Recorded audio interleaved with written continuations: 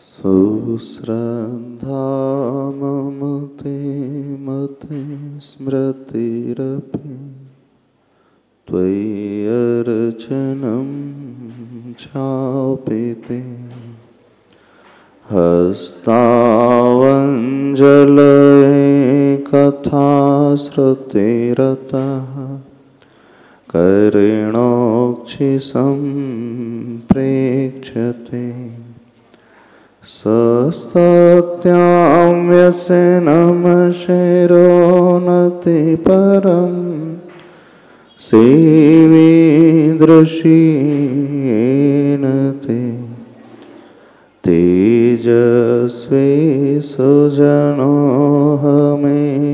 सुकृती तेनैव तेजः पते। देवादिदेव अतिशयकारी श्री आदिनाथ भगवान की, देवादिदेव श्री चिंतामणि पार्श्वनाथ भगवान की, संत श्रोमणी आचार्य भगवान गुरुदेव श्री विद्यासागर जी महाराज की, पूज्य आचार्य श्री समय सागर जी महाराज की, कल्पद्रुम महामंडल विधान की, बोले परम पूज्य पक्षमण श्री 108 वीर सागर महामुनि राज की, समस्त मुनि संघ की। धर्म क्या कहलाता है? धर्म क्या आसान है अथवा कठिन है? थोड़ा सा धर्म को समझने की कोशिश करें। प्राय धर्म व्यक्ति समझ ही नहीं पाता है, सिर्फ क्रियाओं को ही वो धर्म मान करके चल लेता है। क्रियाएं आवश्यक हैं, क्रियाओं का निषेध नहीं है, लेकिन क्रिया सो धर्म नहीं होता है। नाव सो तट नहीं होता है, सीढ़ी सो मंजिल नहीं होती है, गाड़ी से गंतव्य नहीं होता है।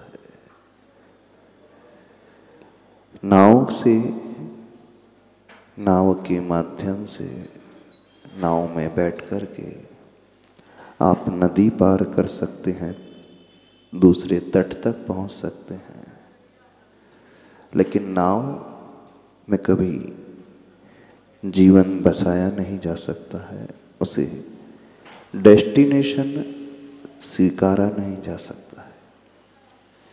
नदी को पार करना हो तो नाव की आवश्यकता होती ही है। नाव ना हो तो हम आसानी से नदी पार भी नहीं कर पाएंगे। लेकिन नाव कभी हमारी मंजिल नहीं होती है। आपको यह किसी शहर में पहुंचना है, वो ट्रेन और गाड़ी एक माध्यम होती है दूसरे शहर तक पहुंचाने के लिए, लेकिन वह गाड़ी कभी मंजिल नहीं होती है। नाव और गाड़ी उपकारी अवश्य होती है, बिना गाड़ी के बिना नाव के हम यात्रा पूरी कर नहीं सकते। गाड़ियां ना हो तो हम पहुंच भी नहीं सकते। गाड़ियों का उपयोग सिर्फ इतना ही होता है कि वो हमें उस डेस्टिनेशन तक पहुंचा दे। कोई यदि नाव को ही सब कुछ मान करके नाव में ही अटक करके रह जाए तो क्या होगा? ऐसे ही जिस पूजा को आप कर रहे हो, अष्टद्रव्य की सामग्री का उपयोग आप कर रहे हो, एक थाली से दूसरी थाली में अर्घ जो चढ़ा रहे हो, वो क्या है जानते हो? वह सिर्फ एक नाव की भांति है, एक सीढ़ी की भांति है, उससे अधिक कुछ नहीं। पूजा करना सो धर्म नहीं है। हाँ, पूजा का आलम्बन लेना अवश्य आवश्यक होता है, लेकिन पूजा को ही जो व्यक्ति धर्म मान करके बैठ जाता है, समझना वो व्यक्ति वैसा है जिसने नाव को ही अपनी मंजिल मान ली है और जीवन भर नाव से वो बाहर आ ही नहीं पाता। प्राय अधिकांश लोग जीवन भर पूजा से ऊपर उठ पाते हैं। जब भी आपसे कहा जाए कि धर्म करना है, धार्मिक बनना है, तो आपके मन में सबसे पहले कौन सा विचार आता है?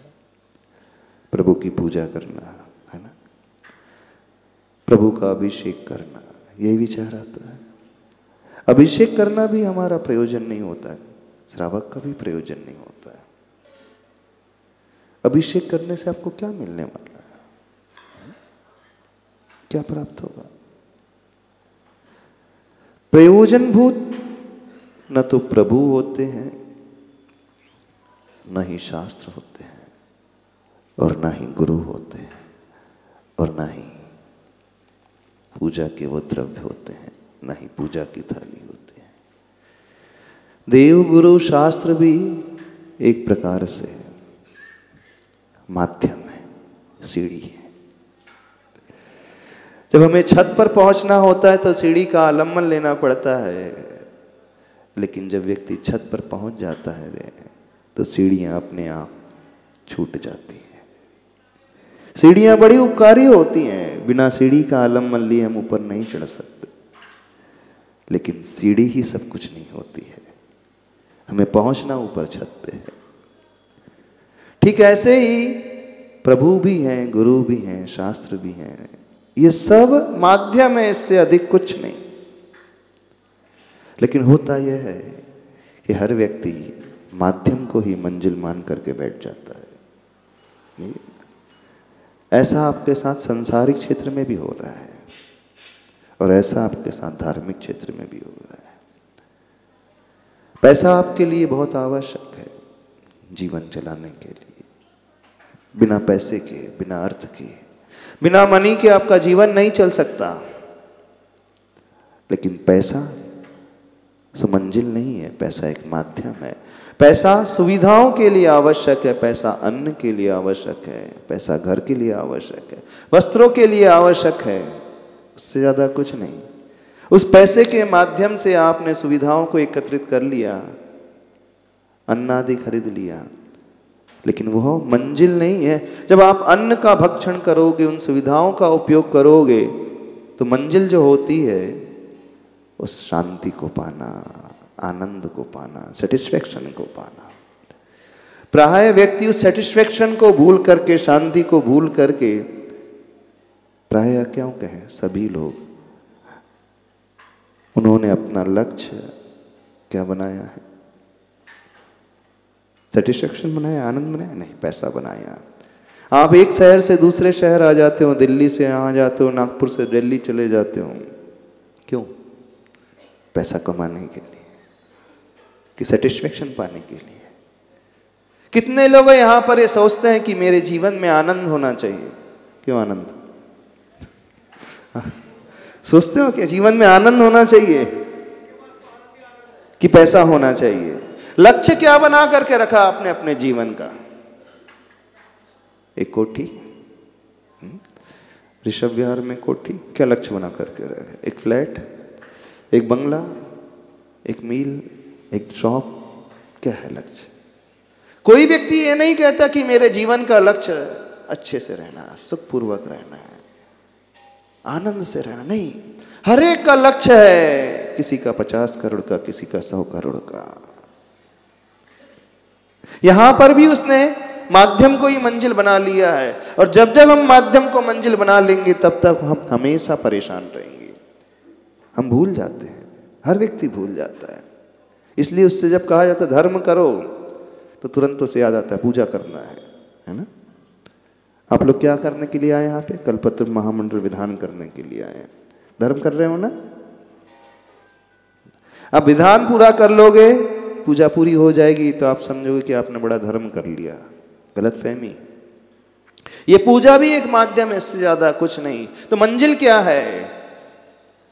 मंजिल वो है जो पंक्तियों में आप पढ़ रहे हो, उसे अपने जीवन में धारण करना, और धारण करके वहां पहुंचना जहां वे प्रभु पहुंचे हैं। ये आदिनाथ भगवान भी हमारी मंजिल नहीं है, क्योंकि आदिनाथ भगवान ने जो पाया वो अपने लिए पाया। जो सुख उन्होंने पाया उसका उपभोग वो स्वयं कर रहे हैं। उस सुख में से वो एक रत्ती मात्र भी हमें नहीं दे पाएंगे, दे भी नहीं सकते। गुरु ने जो पाया अपने लिए पाया, गुरु अपने में से कुछ नहीं दे पाएंगे। जो भी व्यक्ति पुरुषार्थ करता है उसका फल उसे ही मिलता है, उसमें से वो कुछ भी शेयर नहीं कर पाता। तो ये प्रभु भी हमारी मंजिल नहीं है, हमारी मंजिल तो हमारी आत्मा के भीतर बैठा हुआ प्रभु है, उससे पाना है। जिस दिन हम उसे पा जाएंगे, जिस दिन उस सुख को हम पा जाएंगे, तो समझना हमने मंजिल को पाया है। डेस्टिनेशन ये प्रभु नहीं, डेस्टिनेशन कुलपद्रु महामंडल विधान नहीं है, लक्ष्य पूजा नहीं है, लक्ष्य शास्त्र पढ़ना नहीं है, लक्ष्य गुरु के चरण दबाना नहीं, लक्ष्य गुरु की सेवा करना बिल्कुल नहीं है। ये सब सीढ़ियां हैं, इससे ज्यादा कुछ नहीं, चाहे देव हो, चाहे गुरु हो, चाहे शास्त्र हो। लक्ष्य हमारा क्या है? जो उन्होंने पाया वो हमें पाना है, ये लक्ष्य हमारा ही है। बस इसे व्यक्ति भूल जाता है। सांसारिक लोग पैसे में, दुकान में, मकान में, सर्विस में अटक करके रह जाते हैं, सुविधाओं में अटक करके रह जाते हैं, और जो अपने आप को धार्मिक समझते हैं वो मात्र क्रियाकांड में उलझ करके रह जाते हैं। ऐसी है, दोनों ही बड़े भ्रम में जी रहे हैं। थोड़ा समझने की बात है, भ्रम में है। और जब कोई व्यक्ति भ्रम में जीता है उसे उससे निकालना बहुत कठिन होता है। निकालना इसलिए कठिन होता है क्योंकि उसके मन में एक इल्यूजन आ जाता है, जो मैं कर रहा हूं बिल्कुल सही कर रहा हूं। जब धारणा ये बन जाती है कि मैं सही कर रहा हूं, वो कभी नहीं छोड़ेगा, उसे कभी छोड़ ही नहीं सकता कि उसकी धारणा बन गई है। यही तो है सब कुछ। व्यक्ति छोड़ेगा तब उसे, जब उसे पता चलेगा कि जो मैं कर रहा हूं ये मेरा लक्ष्य नहीं है, ये तो मेरा एक माध्यम है। फिर वो लक्ष्य को पाने की कोशिश करेगा। एक बीमार व्यक्ति अपने आप को स्वस्थ मान ले, वो कभी स्वस्थ नहीं हो पाएगा, क्योंकि उसने अपने आप को मान ले मैं स्वस्थ हूं। वो कभी दवाई नहीं खाएगा, डॉक्टर के पास जाएगा ही नहीं। वो कई होते हैं मन से जो बीमार होते हैं, मानसिक रूप से जो बीमार होते हैं, टेंशन की जिन्हें शिकायत होती है, डिप्रेशन की शिकायत होती है, अथवा जो पागल होता है वो कभी नहीं स्वीकारता कि मैं पागल हूं। देखना, आजमा करके देखना। जितने भी मानसिक रूप से बीमार व्यक्ति होते हैं, डिप्रेशन में होते, कभी एक्सेप्ट नहीं करते हम बीमार हैं मानसिक रूप से। उससे कहा जाए कि आपको साइकेट्रिस्ट के पास जाना चाहिए, साइकोलॉजिस्ट के पास जाना चाहिए, तुरंत कहता मैं पागल हूं क्या? पागल समझेगा मुझे? मैं अच्छा हूं, बढ़िया, सब समझता हूं, समझदार हूं, व्यापार कर रहा हूं, सारी काम कर रहा हूं, घर के गृहस्थी के सबको संभाल रहा हूं। क्या समझ करके रखा आपने? कभी ठीक नहीं हो पाएगा वो मानसिक रूप से। क्यों? क्योंकि उसने अस्वस्थ दशा को स्वस्थ दशा मान लिया है। उसने मानसिक रोग को स्वीकारा ही नहीं, उसने ये स्वीकारा मैं तो एकदम फिट हूं। तो बीमार व्यक्ति यदि अपने आप को ये मान ले कि मैं फिट हूं, उसने एक भ्रम पाल लिया है, वो कभी फिट नहीं हो सकता, कभी स्वस्थ नहीं हो सकता, क्योंकि इसकी धारणा ही ऐसी है। फिट स्वस्थ व्यक्ति तब हो सकता है जब वह स्वीकारता है कि नहीं मैं बीमार हूं, मुझे आवश्यकता है किसी डॉक्टर की, मुझे आवश्यकता है मेडिसिन लेने की, मुझे आवश्यकता है सुधार की, तो वो अगला कदम उठाएगा सुधार करने का, डॉक्टर के पास जाएगा, परामर्श लेगा, कंसल्ट करेगा, डॉक्टर जैसा कहेगा उसके अनुरूप वो दवाई खाएगा, फिर वो स्वस्थ हो पाता है। तो सबसे बड़ी खतरनाक बीमारी जो होती है एक भ्रम की बीमारी होती है, इल्यूजन वाली बीमारी होती है, और ये अधिकांश लोगों को लगी हुई है।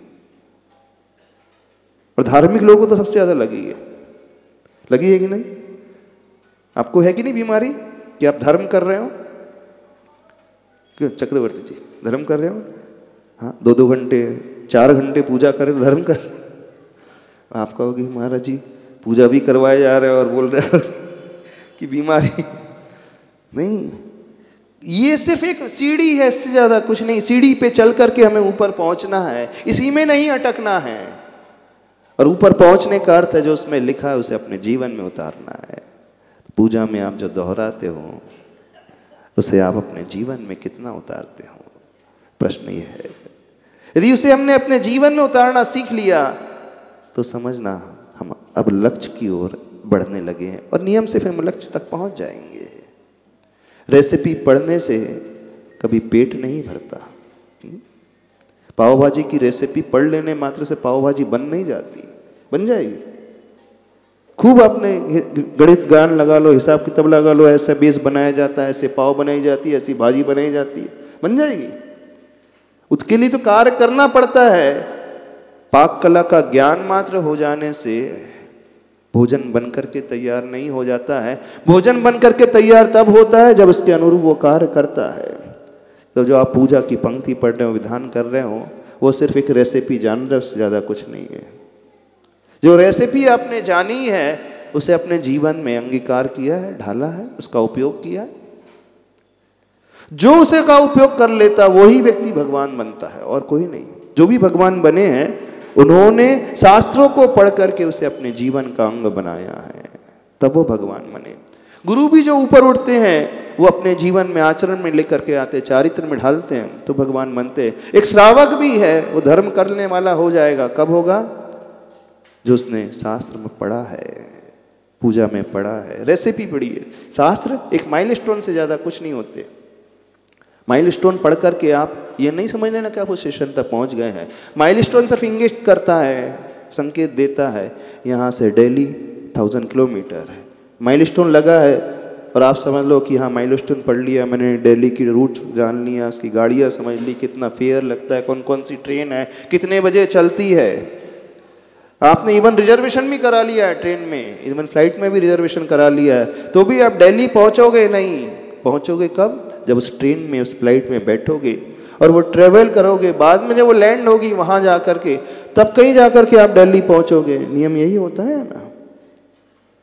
तो ये शास्त्र सिर्फ और सिर्फ एक नेविगेशन सिस्टम के अलावा कुछ नहीं है। ये बताने वाले हैं कि डेस्टिनेशन भगवान है, वहां तक पहुंचना है, लेकिन पहुंचने के लिए इस गाड़ी को अपनाना है। तो एक गाड़ी होती है साधु की और दूसरी गाड़ी होती है श्रावक की। तो जो श्रावक होता है, श्रावक की योग्य जब आचरण करने वाला होगा, जो शास्त्र में उसने पढ़ा है, तब समझना वो लक्ष्य की ओर बढ़ रहा है, अब उसने चलना शुरू कर दिया है। तो आप सिर्फ पढ़ने वाले हो, पूजा करने वाले हो, अर्घ चढ़ाने वाले हो, कि जो पढ़ रहे हैं उस पर चलने वाले भी हो? बताइए कहाँ चलने वाले हैं? लगता तो नहीं है चलने वाले, बैठे ही रहते हो, स्वाहा स्वाहा बोलते रहते हो। 3 घंटे का विधान हुआ, हो गया, बहुत हो गया, बहुत थक गया, बहुत धर्म कर लिया ना, और लगातार 8 दिन तक कर रहे तो बहुत धर्म हमारे, दुकानदारी छोड़ करके कर रहे हैं, बहुत धर्म कर रहे हैं। धर्म नहीं कर रहे हैं, धर्म की सीढ़ी को अपना रहे हैं, बस इतना ही है। अभी चलना शुरू नहीं किया है। हाँ सीढ़ी मिल गई है, बस इतना, ये रिजर्वेशन हो गया, इतना ही है। अभी बर्थ में आप बैठे नहीं, घर छोड़ करके, अपना घर छोड़ करके, दुकानदारी छोड़ करके, टैक्सी के माध्यम से स्टेशन जाया जाता है, बर्थ ली जाती है, ट्रेन में बैठा जाता है, फिर उसके बाद यात्रा शुरू होती है। बड़ा कंफ्यूजन है लोगों को। क्यों कंफ्यूजन है? ये भ्रम क्यों हो जाता है? क्योंकि सब बोलने लगते बहुत धर्म कर रहे हो आजकल, चक्रवर्ती बन गए, सौदर बन गए, बड़ा बड़ा दान दे रहे हो, ये कर रहे हो, वो कर रहे हो, बहुत धर्म करने लगे, उपवास करने लगे। बोले कुछ नहीं। चारों तरफ से जब वो सुनता है तो उसे लगता है कि मैं बहुत धर्म कर रहा हूँ। सब बोलने लगते हैं तो उसे अच्छा भी लगने लगता है, हाँ अब तो मैं, जब इतने सारे लोग बोल रहे हैं तो मैं धर्म कर ही रहा हूँ। बस सबकी सुन करके वो मान लेता है मैं बड़ा धार्मिक हूँ, चूंकि मैंने ये किया, वो किया, इतने सारे विधान कर लिए, इतने सारे व्रत कर लिए, इतने सारे उपवास कर लिए। नहीं, धर्म कहीं अलग ही होता है। इससे ऊपर उठ करके कुछ करने वाली बात होती है। तो आपने क्या किया अपने जीवन में? जो उसमें से पढ़ा है उसमें से कितना इम्प्लीमेंट किया अपने जीवन में? बताइए, किया है इम्प्लीमेंट? क्योंकि साधु का धर्म अलग होता है। साधु ने तो सब कुछ छोड़ दिया, 5 महाव्रत को अंगीकार कर लिया, पापों को त्याग कर दिया। श्रावक का धर्म कैसा होगा? श्रावक तो पीछे ले नहीं पाएगा। ले पाओगे आप? साधु हर 2 महीने में, 3 महीने में केस लॉन्च कर लेते हैं, आप कर पाओगे केस लॉन्च? नहीं कर पाओगे। साधु खड़े होकर के आहार करते हैं, आप कर लोगे? आप कहोगे महाराज जी हम भी करते हैं, बफे सिस्टम में करते हैं। अरे वैसे नहीं, दोनों हाथों से शुद्ध आहार करना, दिन में 1 बार आहार करना, कर पाओगे आहार? साधु अंतराय भी पालता है, आप पाल पाओगे अंतराय? साधु एक टाइम आहार ले रहा है, पैदल भी आहार कर रहा है, हाँ दिगंबर हो गया है, हो पाओगे? कितने लोग दिगंबर हो पाओगे? बताओ कितने लोग केस लॉन्च कर पाएंगे? यहाँ बैठे हैं कितने लोग 5 पापों का त्याग कर पाओगे जीवन भर के लिए? बताइए, इसमें से कितने लोग कर पाओगे? जितने यहाँ बैठे हैं आप, साधु की भांति वो आचरण तो कर नहीं पाओगे, नहीं कर पाओगे। दीक्षा नहीं ले पाओगे। हाँ, भावना होना अलग है, भावना तो होगी आपकी कि नहीं वो दिन कब आएगा, संत साधु बन के विचरू, वो घड़ी कब आएगी। भावना अलग होना अलग है, लेकिन उस रूप परिणमन अपना कर जाना, उस रूप हो जाना अलग है। अच्छे अच्छे व्यक्ति घबरा जाते हैं, तुरंत वो एक्सक्यूज देने लगेंगे, इस भावना तो है लेकिन क्या करे, शरीर साथ नहीं दे रहा है, दवाइयाँ लगी है, बीमारी लगी है, उसके बिना हम अच्छे से जी नहीं पाते। तो श्रावक जो है साधु की भांति आचरण नहीं कर पाएगा, उनकी भांति वह चर्या को नहीं निभा पाएगा। तो फिर श्रावक का धर्म कैसे होगा बताओ। अब आप देखना 24 घंटे आप सिर्फ पाप के अलावा करते क्या हो। व्यापार करोगे उसमें पाप के अलावा होता क्या है, जीवों की हिंसा के अलावा होता क्या है। हिंसा उसमें होती है, झूठ उसमें बोलना पड़ता है, चोरी उसमें करना पड़ता है, परिग्रह उसमें जोड़ना पड़ता है। बच ही नहीं सकता श्रावक, पापों से बच ही नहीं सकता, संभव ही नहीं है। कोई भी व्यापार करेगा, गाड़ी में ट्रेवल करेगा तो उसमें जीव हिंसा होगी, भोजन बनाएगा, घर गृहस्थी में रहेगा तो जीव हिंसा होगी, नहाएगा धोगा तो जीव हिंसा होगी कि नहीं। कपड़े धोगे वो पानी नाली में जाएगा, कितने जीव बिलबिला करके मर जाते हैं। सर्फ वाला पानी जाता है, वो एसिड रहता है, अल्कलाइन वाटर रहता है, पूरे मर जाते हैं। संभव नहीं है। आप पानी गर्म करोगे जीव हिंसा होगी, आटा है उसमें जीव पड़ जाएंगे, क्या कहाँ तक बचोगे। ट्रेवल करोगे गाड़ी के नीचे जीव है, लाइट का उपयोग करोगे उसमें जीव हिंसा हो जाएगी, व्यापार करोगे उसमें जीव हिंसा, कहीं नहीं बच सकता श्रावक, पाप से बच नहीं सकता। और जिसे पाप से इतना ज्यादा डर लगने लगता है वो छोड़ देता है, वो साधु बन जाता है। लेकिन हर एक व्यक्ति साधु नहीं बन पाता, मजबूरी में उसे वहीं रहना पड़ता है, गृहस्थ बन करके रहना पड़ता है, सारे पुरुषार्थ करना पड़ता है, अर्थ पुरुषार्थ करना पड़ता है, जानते हुए भी वो व्यापार करना पड़ता है, उससे बिना वो नहीं रह पाएगा। अब अन्न है आपके, दाल है, गेहूं है, उसमें जीव नहीं पड़ेंगे, स्टॉक करके रखोगे तो पड़ेंगे कि नहीं बताओ। हो बिना उसके संभव ही नहीं। घर में घी तेल है उसमें जीव है, शक्कर है, गुड़ है उसमें जीव पड़ जाते हैं, आटा है उसके बर्तन के नीचे जीव चींटियां हजारों हो जाती है, लाखों हो जाती हैं। ना चाहते हुए भी आपको फिर सब करना पड़ता है। तो दिन भर जो गृहस्थ होता है, चाहे व्यापार कर रहा हो, चाहे घर गृहस्थी संभाल रहा हो, चाहे भोजन बना रहा हो, किचन को संभाल रहा हो, वो पाप से बच नहीं सकता, संभव ही नहीं, उसके पास रास्ता ही नहीं। तो फिर उसका कल्याण कैसे होगा बताओ। ये तो सबसे अच्छा मार्ग है, घर गृहस्थी को छोड़ करके साधु बन जाए, कमाना धमाना ही नहीं, टेंशन ही फ्री, ना दुकान ना कुछ नहीं करना। आप समझते हैं लेकिन संभव नहीं होता है। तो फिर कौन सा रास्ता, आपका कल्याण कैसे होगा बताइए। हाँ, तो आचार्य भगवान कहते हैं श्रावक बच सकता है, कल्याण कर सकता है। कैसे करेगा, क्योंकि दिन भर जो कार्य कर रहा है उसमें हिंसा हो रही है। अब वो हिंसा को काउंटर बैलेंस करने के लिए उसे कुछ ऐसे कार्य करना पड़ेगा, कुछ इनकम करना पड़ेगा। हिंसा हो रही, पाप हो रही, मतलब आपका कर्ज बढ़ रहा है, कर्मों का बोझ जो है, कर्मों का भार जो है बढ़ रहा है, प्रति समय कर्म का भार बढ़ते ही चले जा रहा है। अब उसके काउंटर बैलेंस करने के लिए क्या करना पड़ेगा, कुछ अच्छे कार्य करना पड़ेगा ताकि वह बैलेंस हो पाए। दिन भर जो एक्टिविटी होती है उससे सिर्फ पाप का अर्जन होता है और कुछ नहीं होता है। अब पाप से बचने के लिए तो एक तो रास्ता कि पाप करना छोड़ दे, वो संभव नहीं है। तो पाप से बचने के लिए, काउंटर बैलेंस करने के लिए उसे एक दूसरा अकाउंट भी अपने साइमल्टेनियसली मैनेज करना पड़ता है, और वो अकाउंट होता है उसका पुण्य का अकाउंट। जैसे आपने बिजनेस किया, दुकान खोली, इन्वेस्टमेंट किया, पैसा खर्च हो रहा है, अब उसके बिना आप नहीं रह सकते हैं। लोन लिया, इंटरेस्ट चल रहा है, नॉन स्टॉप चल रहा है, बिना लोन लिए, बिना ब्याज से पैसा उठाए आप कोई बड़ा काम नहीं कर पाओगे। बड़ा प्लांट डालना, बड़ी फैक्ट्री डालना है, नहीं संभव है। तो वो तो कंटिन्यूटी में चालू ही है इंटरेस्ट। आप चाहे दुकान खोलो अथवा ना करो, छुट्टी हो, कुछ भी हो, 24 घंटा ब्याज का मीटर चालू ही रहता है। अब उससे आप नहीं रोक पाओगे। तो जैसे ब्याज का मीटर है वो चालू ही है, नुकसान हमेशा है, पैसा हमेशा घर से जाना ही है, उसे आप नहीं कंट्रोल कर पाओगे। तो फिर आपके पास कैसा रास्ता है? हाँ, दूसरा रास्ता क्या, आप जब कमाई बढ़ा देते हो तो बैलेंस हो जाता है। ये है ना, भले ही इंटरेस्ट बहुत ज़्यादा लग रहा है, कुछ लोग होते हैं 1 करोड़ साल का, 2 करोड़ साल का इंटरेस्ट ही जाता है उनका, तो वो क्या करते हैं, यदि 2 करोड़ इंटरेस्ट जा रहा है तो मैं कुछ ऐसा करूँ कि 5 करोड़ की इनकम हो जाए। तो फिर बैलेंस हो जाएगा कि नहीं? ऐसे ही होता है ना। बनियागिरी में क्या होता है, बनियागिरी बिजनेस कैसे होता है?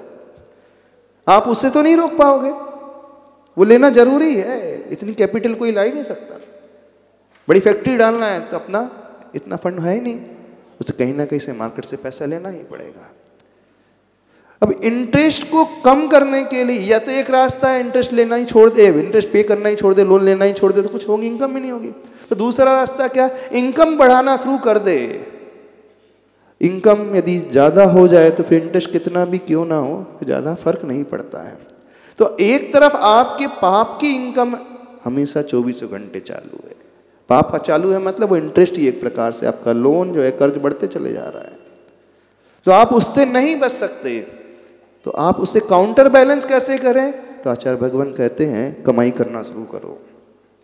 तो कमाई कैसे होगी आपकी?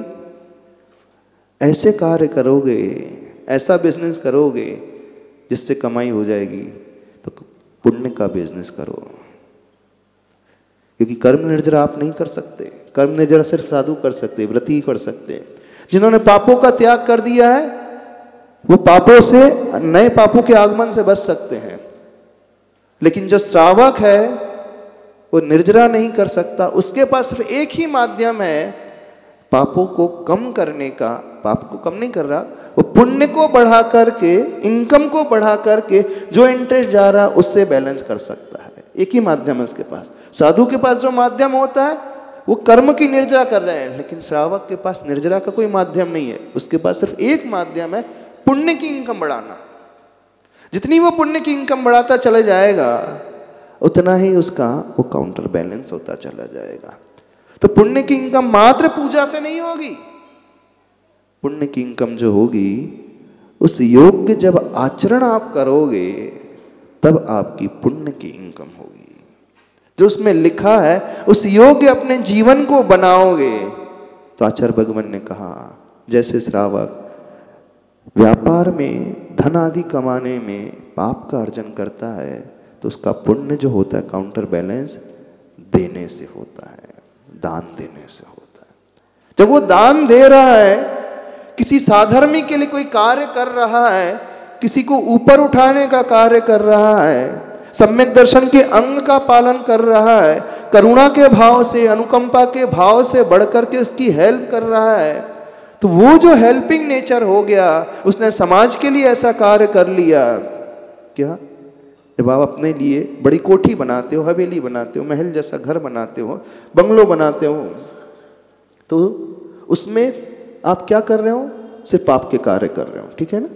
आपने आलीशान महल बना लिया, बहुत अच्छा, उसकी फिनिशिंग एकदम एक नंबर, इटालियन मार्बल आदि एक नंबर, इलेक्ट्रिक फिटिंग एक नंबर, सब कुछ है, बाथ फिटिंग एक नंबर, सब कुछ एक नंबर।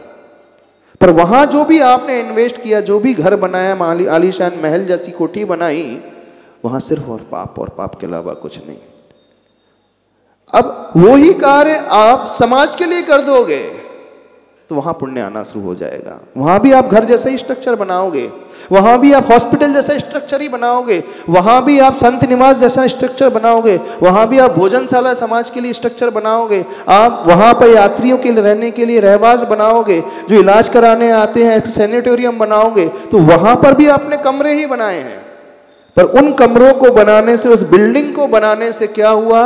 लोगों को जीवन मिल रहा है, उनको अभयदान मिल रहा है, उनकी बीमारी ठीक हो रही है, उनकी पीड़ा दूर हो रही है, उनकी गरीबी दूर हो रही है।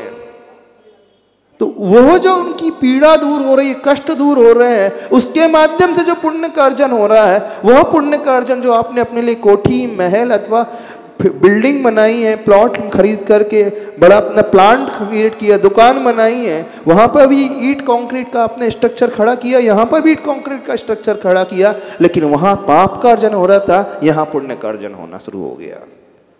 समझ में आ रही है बात? नहीं समझ में आ रही है बात? हाँ, ये जो आए दीपक जी अभी नए तिजारा में पूरे परिवार ने भोजनशाला बनाई है, 25,000 स्क्वायर फीट की, बहुत अच्छा काम किया। ये कहलाता है कि पुण्य का कार्य करना। हमने दुकान बना ली, मकान बना लिया, गाड़ियां खरीद कर ली, इससे पाप का अर्जन, जीवों की हिंसा। आपने कुछ ऐसा कार्य किया, उससे क्या? जीवों की रक्षा हो गई। तो जो जीवों की रक्षा हो गई, उससे आपने जो पुण्य कमाया था, उससे पाप कमाया था व्यापार आदि करके, इस पुण्य के माध्यम से वो पूरा बैलेंस ही नहीं हो गया, बल्कि स्टॉक में जमा होता गया। तो श्रावक का धर्म जो होता है इस पुण्य की कमाई से होता है। समझो इस विषय को, अर्घ चढ़ाने मात्र से नहीं हो रहा है। आप प्रैक्टिकल लाइफ में क्या कर रहे हैं दूसरों के लिए, साधर्मी के लिए। आपने अपने लिए 10 कमरों का बंगला बना लिया, किसी एक साधर्मी के लिए 1 कमरे का भी आश्रय स्थान दिया आपने अपने लिए मर्सिडीज, BMW और रोल्स रॉयस खरीद ली, किसी एक व्यक्ति के लिए आपने कुछ व्यापार करने के लिए स्थान दिया। तो आज आपके सामने एक ऐसा मौका आ रहा है, एक उस डिस्पेंसरी का शिलान्यास है, और जो बाहर से यात्री आएंगे उन यात्रियों के लिए रहने का स्थान यात्री निवास है, और जो त्यागी व्रती आते हैं जिनके लिए शुद्ध भोजन की व्यवस्था नहीं होती है, वो वहां आकर के शुद्ध भोजन कर पाएंगे। ऐसी भोजनशाला का शिलान्यास है। यानी एक मल्टी स्टोरी बिल्डिंग जो बन रही है, मल्टीपर्पस कार्य के लिए, वहाँ डिस्पेंसरी भी होगी, वहाँ पे भोजनशाला भी होगी, और वहाँ पर बाहर से छोटे छोटे गाँव से आने वाले यात्री लोग रहेंगे, ताकि जो यहाँ पर मेडिकल ट्रीटमेंट आदि करा सके। अथवा जो हॉस्टल में बच्चे पढ़ाई करने के लिए रहते अपने गाँव में, उनके पास फैसिलिटी नहीं होती है, कुछ रूम उन्हें यहाँ मिल जाएंगे हॉस्टल के रूम की भांति, तो वो वहां रह करके स्टडी भी कर पाएंगे। तो मल्टीपर्पस कार्य यहां पर होने वाला है। ये कार्य यदि आप करने वाले हो तो समझना आपने अपने पुण्य के स्टॉक को बढ़ाया है।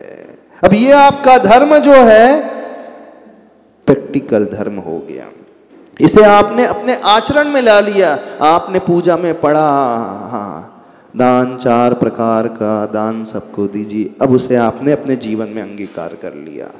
यानी अब आपने यात्रा शुरू कर दी अपने जीवन को ऊपर उठाने की। ये 2 ही रास्ते हैं, या तो साधु बन जाओ, साधु बन करके कर्म की निर्जरा करने लगो, लेकिन हर एक व्यक्ति साधु नहीं बन सकता, उसकी क्षमता नहीं है, क्षमता भी नहीं है। कैश लंच नहीं कर पाएगा, कपड़े नहीं छोड़ पाएगा, एक टाइम आहार नहीं कर पाएगा, पैदल विहार नहीं कर पाएगा, रोग परिचय को उपसर्ग को वह सहन नहीं कर पाएगा, ठंडी गर्मी को जीत नहीं पाएगा, लज्जा को वो जीत नहीं पाएगा, इतना वैराग्य का भाव उसके भीतर आ नहीं पाएगा कि अपनी समस्त इच्छाओं को वो कंट्रोल कर ले, पूर्ण ब्रह्मचर्य से रह ले। नहीं हो पाता, हर एक की शक्ति नहीं है। तो आचार्य भगवान ने कहा ठीक है, यदि आपकी इतनी शक्ति नहीं है, साधु नहीं बन पा रहे हैं, तो एक ऐसा श्रावक बन जाओ जो अपने साथ साथ दूसरों के लिए कुछ करने वाला हो जाए, अपने साथ साथ साधर्मी के लिए कुछ जीवन दान देने वाला हो जाए, अपने साथ साथ साधर्मी के लिए औषध दान देने वाला हो जाएगा। आज चारों तरफ देखते हैं हर व्यक्ति बीमार, हर घर में कोई ना कोई बीमार, कहीं कोई कैंसर का पेशेंट है, किसी को हार्ट की शिकायत है, कब कौन निपट जाए पता नहीं। परसों पटेल साहब चले गए, कल वो चला गया, उसके 2 दिन पहले। हर घर में बीमार के अलावा कोई नजर ही नहीं आ रहा है। हम चाहते हैं आप सभी लोग बड़े निरोगी हो जाओ। आज बहुत अच्छी भावना हो रही है, सभी लोग स्वस्थ हो जाओ, निरोगी हो जाओ। चाहते हो निरोगी होना? यदि आप निरोगी होना चाहते हैं तो किसी एक पेशेंट को अपने जीवन में अभयदान दे देना, उसके लिए इलाज करा दोगे, औषध दान दे दोगे, तो आप अपने आप निरोगी हो जाओगे। भीम को ऐसी बल, ऐसी काया क्यों मिली? 1000 हाथियों का बल उसके भीतर था। भीम का सिर्फ एक ही कार्य था, वो खोज करके पूर्व भाव में उसका नियम था, जब तक मैं किसी को औषध दान ना दे दूं, जब तक मैं किसी की वैयावृत्ति ना कर लूं, जब तक मैं किसी बीमार का इलाज ना कर लूं, तो भोजन नहीं करता था। गांव में कोई नहीं मिलता था तो दूसरे गांव जाता था, साधु को ढूंढता था, त्यागी वृत्ति को ढूंढता था, श्रावक को ढूंढता था, कोई ऐसा बीमार व्यक्ति मिल जाए उसके लिए मैं औषध दान दे दूं। बस इसी औषध दान के बाद का फल था कि अगले भाव में से जो काया मिली, 1000 हाथियों का बराबर बल उसके पास था। उसे सरोवर में भी डाल दिया गया, मगरमच्छ थे, जहर भी पिला दिया गया, तो जहर भी उसके लिए अमृत बन गया। इतने रोग के कीटाणु भी उसके लिए इम्यून सिस्टम बढ़ाने वाले हो जाएंगे। जैसे वैक्सीन की डोज दी जाती है ना, वैक्सीन में वही वायरस होते हैं, लेकिन वो वायरस उसके इम्यून सिस्टम को बढ़ा देते हैं। तो ऐसे ही यदि आप अपने लिए निरोगी काया चाहते हो, अपने आप को स्वस्थ देखना चाहते हो, तो किसी हॉस्पिटल को गोद ले लेना, किसी हॉस्पिटल का एक फ्लोर बना देना, किसी यात्री निवास का एक फ्लोर बना देना, तो आपने समझना अपने लिए एक बहुत अच्छा योग्य शरीर निर्माण करने के लिए, स्वस्थ शरीर जीवन को बनाने के लिए एक बहुत बड़ा कार्य कर लिया। जो किसी यात्री के लिए कमरा बना देगा, फ्लोर बना देगा, उसे जीवन में कभी घर के लिए भटकना नहीं पड़ेगा। अपने आप वो ऐसी जगह पैदा होगा जहाँ करोड़ों की लैंड होगी, अपने आप जहाँ महल होगा, उसे बिना पुरुषार्थ किए सब कुछ मिलता चला जाएगा। ये कार्य है आपके प्रैक्टिकल धर्म के, ये कार्य आपके जीवन को उठाने के, क्योंकि आप साधु नहीं बन पाओगे। तो श्रावक रहते हुए भी क्रमशः जब इस प्रकार के कार्य करता चला जाएगा तो उसका जीवन अपने आप बहुत ऊपर उठता चला जाएगा। तो पूजा बहुत हुई, एक थाली से दूसरी थाली में चावल आपने बहुत चढ़ाए, अब थोड़ा सा उस प्रायोगिक धर्म को कर लेना। कौन सा धर्म है? औषधान का और अभयदान का, है ना। अभयदान का कर जानते? सुअर बहुत अच्छा है, मुनिराज के जीवन बचाने के लिए उसने अपने प्राणों का बलिदान दे दिया। आप लोग अभयदान के लिए, आश्रयदान के लिए कुछ कर पाते हो? किसी साधर्मी को घर देने के लिए कुछ बात कर पाते हैं? कोई बाहर से विपीड़ित व्यक्ति आए उसके लिए कोई कमरा दे पाते हो? आपके रिश्तेदार भी आ जाएंगे ना, तो आप होटल का नाम सजेस्ट कर दो कि वहाँ कमरा मिल जाएगा, धर्मशाला का नाम सजेस्ट कर दो वहाँ जाकर के कमरा मिल जाएगा। अपने घर में बोले भी बहुत प्रॉब्लम है, बच्चों की समस्या है, उनको पढ़ाई करना पड़ता है, डिस्टर्बेंस बहुत आ जाता है, तो व्यक्ति अपने रिश्तेदार के लिए भी कमरा सजेस्ट कर देता है। ये होता है, सही बता रहा है। यदि खुदा ना खास्ता माथे पड़ ही गया तो बेमन से अब ठीक है भैया आएगा तो रुक ही जाओ। यानी व्यक्ति अपना घर भी शेयर नहीं कर पाता है। आप नहीं कर पा रहे तो कोई चिंता नहीं, लेकिन कोई यात्री बाहर से पढ़ने के लिए आ जाए, कोई यात्री बाहर से इलाज कराने के लिए आ जाए, तो एक ऐसी व्यवस्था यहाँ बनने जा रही है, एक यात्री निवास भी उसमें बनने जा रहा है, एक डिस्पेंसरी भी बनने जा रही है, और शुद्ध त्यागी व्यक्तियों के लिए भोजन की व्यवस्था भी होने वाली है। यहाँ पर ये व्यवस्था हो जाएगी तो समझना नागपुर की समाज ने सर्वांगीण विकास कर लिया। पाषाण का जिनालय तो बना लिया, लेकिन प्रैक्टिकल धर्म को करने वाला, साधर्मी के जीवन को ऊपर उठाने वाला कार्य भी कर लिया। करना चाहते हो कि नहीं? यही आपके साथ जाने वाला है। ये आपके लिए मीडियम नहीं, ये आपके लिए मंजिल तक पहुंचाने वाला है। बस इसी कारण से आप जो है उस प्रभु को पा जाओगे, क्योंकि आपने प्रभु के बताए हुए रास्ते को अपने जीवन में अपनाया। तो ज्यादा समय नहीं है, अपनी पात्रता जगाना। हमने अपने लिए बहुत बड़े बड़े घर बनाए हैं, रहता व्यक्ति एक ही फ्लैट में है, 4 ही कमरे में, लेकिन एक एक्स्ट्रा इन्वेस्टमेंट करके दूसरा फ्लैट, दूसरा बंगला उसने रेखा करके रखा है। हमने पूछा क्यों? एक महीने इस बंगले में, दूसरे महीने उस बंगले में रहते हो क्या? बोले नहीं महाराज जी, भविष्य में कुछ हो जाए तो आवश्यकता पड़े तो बच्चों के लिए तो सोचना पड़ता है, एक बच्चे के लिए एक बंगला, दूसरे के लिए तीसरा बंगला, और तीसरा हमने तीसरा क्यों? बोले फिर भी ठीक है इन्वेस्टमेंट के हिसाब से। यानी अपने लिए उसने एक्स्ट्रा सब कुछ बंगले घर बना करके रखे हैं, अपने लिए उसने एक्स्ट्रा प्लॉट खरीद करके रखे हैं, अपने लिए इलाज के लिए मेडिक्लेम की पॉलिसी भर करके रखी है। किसी साधर्मी के इलाज के लिए कुछ कर रहा आपने? कुछ नहीं किया। तो आप कर्म से दंग बताओगे महाराज जी क्या करते हैं? जिसका जैसा कर्म है वो तो भोगेगा। उसने ऐसी किया था जिसका कर्म भोगत रहा है, वो बीमार है, गरीब बना है, तुरंत व्यक्ति कर्म से दंग लाता, ज्ञान पे लाने लगता है। बोले बीमार क्यों किया? उसने पूर्व में ऐसा कर्म किया इसलिए बीमार बना है। गरीब क्यों बना? पूर्व में ऐसा कर्म किया था इस कारण गरीब बना है। वो फल भुगतेगा कि नहीं? वो तो कर्म के कारण भुगत रहा है, लेकिन आपका फल क्या, आपका कर्तव्य क्या है? आपका कर्तव्य है कि उसे हाथ दे, सहारा दे, उसे ऊपर उठाए। बस ये कार्य अपने जीवन में कर लेना, ये भावना अपने जीवन में कर लेना। तो आज वहाँ पे डिस्पेंसरी का शिलान्यास है, यात्री निवास का शिलान्यास है, भोजनशाला का शिलान्यास है, एक मल्टी स्टोरी बनने वाली 6 मंजिल की, उसी का शिलान्यास है। तो मानस बनाना, हमने अपने लिए बहुत सारे फ्लैट बनाए, बंगले बनाए हैं, किसी के लिए हम एक फ्लोर बना सके तो बनाने के लिए मानस है। कितने लोगों की भावना कि हम एक फ्लोर बना सकते हैं हॉस्पिटल का? एक फ्लोर छोटे से कितने स्क्वायर फीट का रहेगा? 2500 स्क्वायर फीट का, ज्यादा नहीं है किसी की भावना एक फ्लोर बनाने की? एक यात्री निवास का एक फ्लोर बनाने के लिए है किसी की भावना? यहां पर पूछ लो भैया जी, किसी की भावना हो जाए तो। हेलो भाइयों और बहनों, आज